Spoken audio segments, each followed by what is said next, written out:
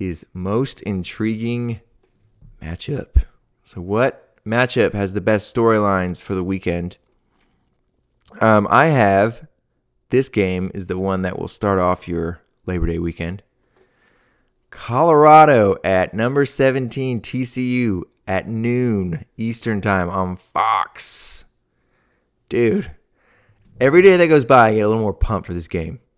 Okay, number one, I think TCU is reloaded in a way that, I don't think they're going to compete for a national title. I think they could easily compete for a Big 12 title, even though no one has them winning. I see more. Stuart Mandel has Kansas State winning. And I know they lost Duggan, but Duggan was their backup last year. He wasn't even their starter. Chandler Morris of the University of Oklahoma fame is good. That guy's good. Not great, but good. And he's older, wiser. He's been in the system with Sonny Dykes now for 2 years. You're probably a little butthurt that you lose your starting job to injury. This Duggan's like a scrub. He's not a scrub, but he's, what do they say? He's rugged. His arm isn't amazing, but he's just kind of going to get you yards. And if you haven't seen him play, go watch the Big 12 title game last year against Kansas State, because that guy almost literally put the team on his back and just grinded it out. So you're a finesse, legitimate quarterback, which Chandler Morris is, just sling it type of guy. And you lose the starting job to Duggan, who takes them all the way. Dude, that guy's going to be ready, right? You've got to be. So TCU's reloaded in the transfer portal. They're getting 8 guys back on defense. They're returning 11 starters. It's going to, offense is going to hurt a little bit. But again, they reloaded a little bit on offense in the transfer portal. And they're at home. And as I said, it is going to be 91 a kick. Okay. So, excuse me. So, with that in mind, you then get the newest member of the Big 12 and former member, Colorado, coming in from Boulder, where it's probably 70 degrees right now. I mean, they have the altitude advantage. And you get Deion, Primetime Sanders, coming in with a train of nepotism.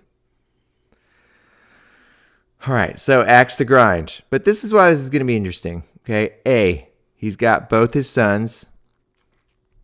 One of them's a new corner. The other one is Shadir Saunders, who's the quarterback, who's pretty good. For those of you who are, everyone's probably aware, but Jackson State, Deion Sanders was there for a while in the historically black colleges rankings and did pretty well. His son's stat line from there is pretty good at Jackson State. Almost 7,000 yards, 70 touchdowns, 14 interceptions. But who's your competition? That's FCF stuff. No offense to those schools. But it's not the team. They're not facing the team who beat Michigan last year. This is going to be an entirely different group of athletes that they're going up against. So Deion's bringing his son in at quarterback. He's bringing his son in at defensive back. And here's why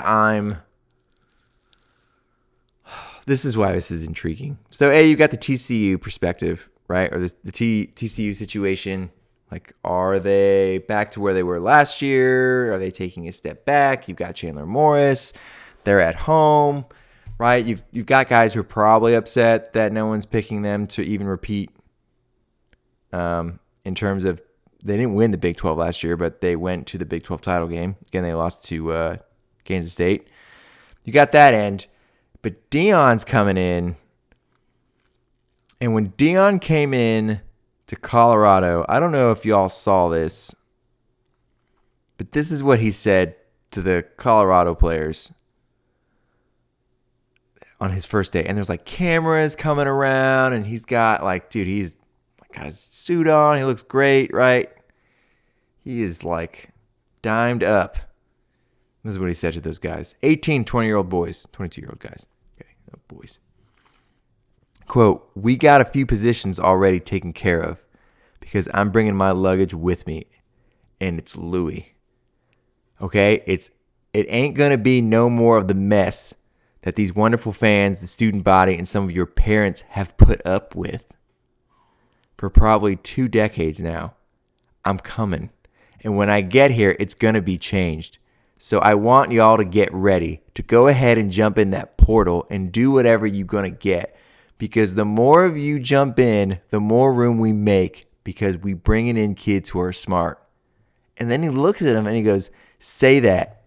And they go, "Smart, tough, say that, tough." This is like right after he told them, "Y'all get out of here. Like, I'm bringing in my boys." I cannot tell you how much I hate that. I respect a Hall of Fame cornerback, like guy who's shown he can coach, right, at Jackson State. I'm a swim coach, right? So I don't know everything about being a football coach. And I'm sure he's watched film. But dude, what a dick move. These guys went through a 1-11 season. 1-11. Do you know how hard that is to do? To get your ass handed to you every single game. Just up and down. You don't think some of those guys went into the offseason being like, "Man, I'm going to make sure this never happens again." Ever. And then they hear Deion Sanders is coming in. And they're like, "Heck yeah, dude, we're getting this guy, and he's going to take us to another." That guy comes into the room, first meeting. "Pack your stuff. You're out." "Coach, you haven't seen me." "I don't care." Dude. Give those boys a chance, a shot, a practice, a something before you bring in your dogs. I get if you bring in your 5-star recruit, right? I get if you bring in your son. I get some of it. Some of these guys can't compete. But don't on the first day come in there with cameras. Do you know what I'm saying? It's a show. This Deion Sanders reality show comes rolling into Boulder, Colorado. And they're just like, "Pack your bags." Dude, because I'm bringing my luggage with me. It's Louis. Dude, get out. Come on. What are we talking about? God, it gets me so riled up, Deion, with your cameras. Man. So he's rolling in to Fort Worth, Texas. And it's going to be interesting to see because the Fox train is already rolling in his direction. And one of the reasons why I'm passionate about trying to do what we are doing here at College Football Primer is sidebar, before we get back to this. It's you watch NBC last weekend, week 0. The only game they're talking about is Penn State, West Virginia. Why? Because they're airing it. The only game Fox is going to be talking about on their Big Noon Sunday is Colorado versus TCU. I know it's not the only game, but they're going to pump it this is the best game.